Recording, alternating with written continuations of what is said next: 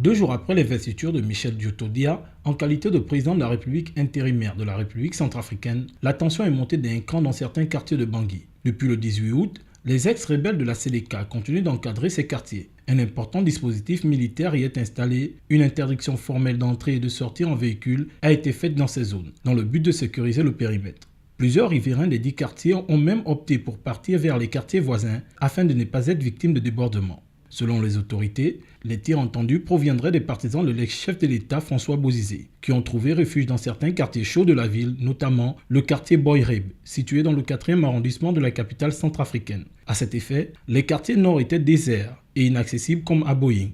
Un nouveau rebondissement après une nouvelle déclaration de François Bozizé qui promet un retour tonitruant dans un pays fragilisé par une crise politique que l'on croyait définitivement achevée au lendemain de la médiation congolaise dont les assises ont eu lieu à Libreville au Gabon.